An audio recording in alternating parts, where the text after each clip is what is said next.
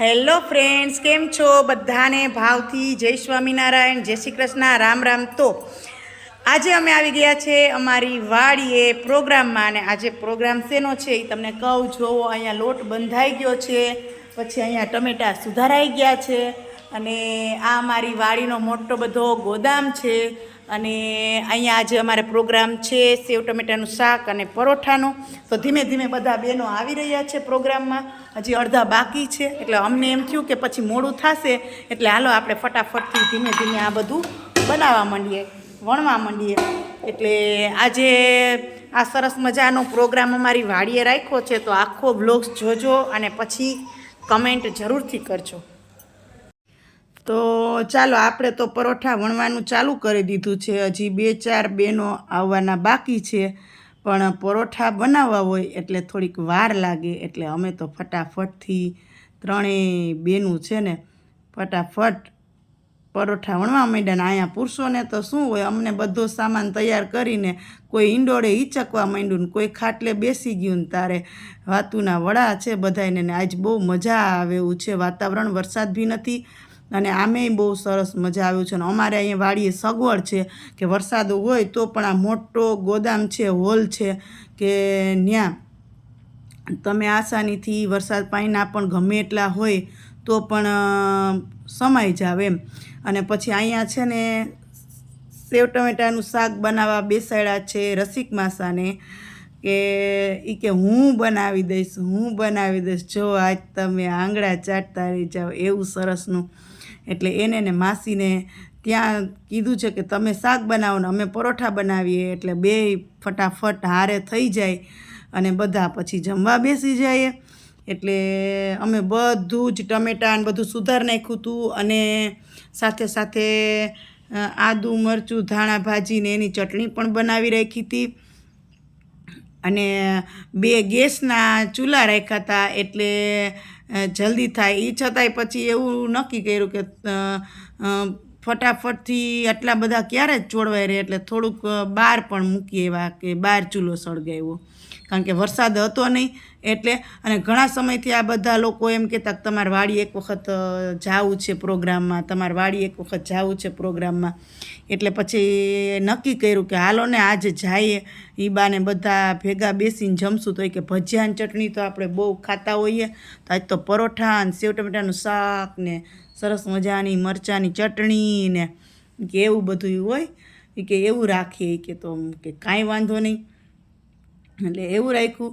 અને વાડીએ પ્રોગ્રામ હોય એટલે જમવાનું થોડુંક વધુ જ હાલે, એટલે થોડુંક ટાર્ગેટ બહારનું જ હોય છે, એટલે વધુ જ બનાવવાનું હોય. એટલે ખૂબ મજા આવી, આજે ખૂબ મજા આવે છે, કારણ કે ઘણા સમય થયા વાડીએ તો પ્રોગ્રામ જો કે થયો જ નથી.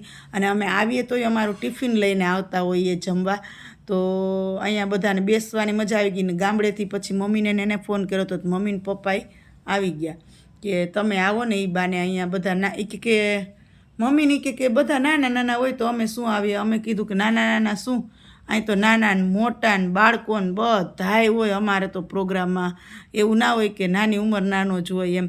એટલે પછી કે કાંઈ વાંધો નહીં, કે હાલો તો આવી હતી. પછી મમ્મીને એ આવ્યા, અને અહીંયા જો માસીને ને મેં કીધું માસી તમે ત્યાં જ રહ્યો, માસા જેમ કે એમ બધુંય કરતા જાઓ, એટલે એક કામ પરફેક્ટ થાય. અને શાક પણ આજ તમારે માસાના હાથનું જ જમવાનું છે, એટલે અમે બધું ટમેટાની સુધારીને રાખી જ દીધું હતું. અરે એને ખાલી વઘારવાનું જ રહીએ. અને કહેવાય ને કે આપણે ભાઈ હોટલમાં જમવા જઈએ તો બધી અનેરી વાનગીઓ હોય, કેટલા પૈસા દઈએ, પણ આપણને એવી મજા ના આવે કે જેવી વાડીએ બધા એકી સાથે કામ કરતા હોઈએ અને પ્રોગ્રામમાં જમવાની મજા આવે એવી. એટલે ક્યારેક છે ને આવા ગ્રુપમાં પ્રોગ્રામ કરતા રહેવા જોઈએ, જેથી કરીને આપણને બધાને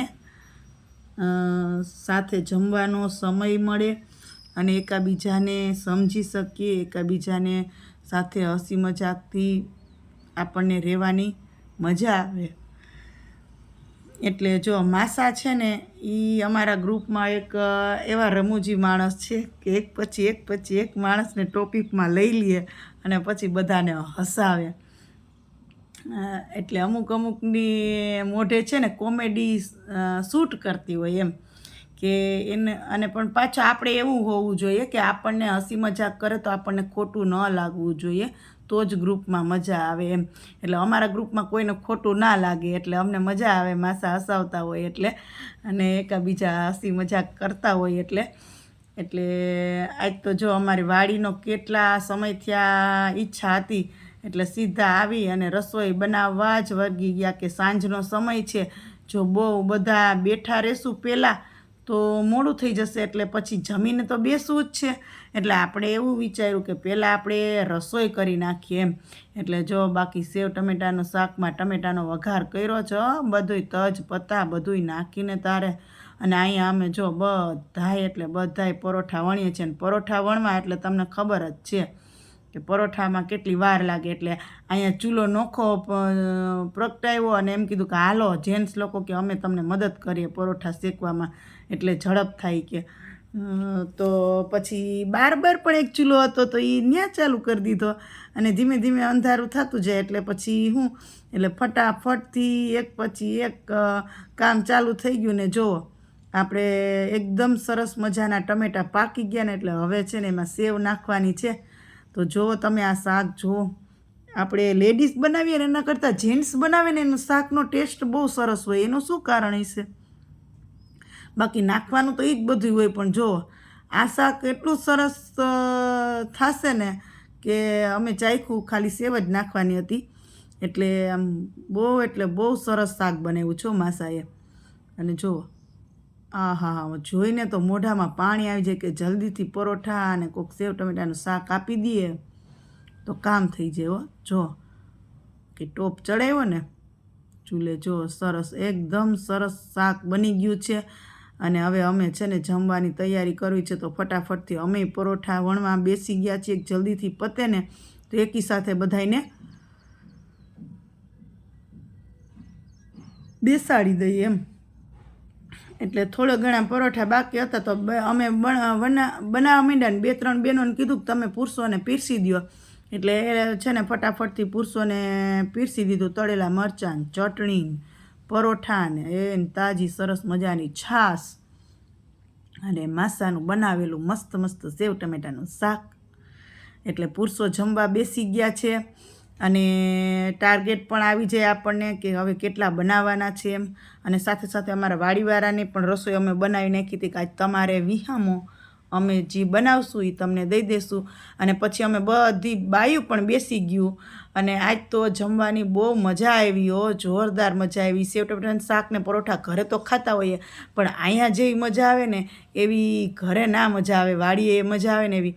તો આમ અમે આ સરસ મજાનો પ્રોગ્રામ અચાનકથી નક્કી કર્યો, અને અચાનકથી અમે વાડીએ આવી ગયા, અને સેવ ટમેટાનું શાક અને પરોઠા બનાવી અને ભાઈઓ બહેનો અને બાળકોએ ખાધા. તો કેવો લાગ્યો અમારો આ વિડીયો, અને કેવા બન્યા સેવ ટમેટાનું શાક ને પરોઠા કહેજો જરાક.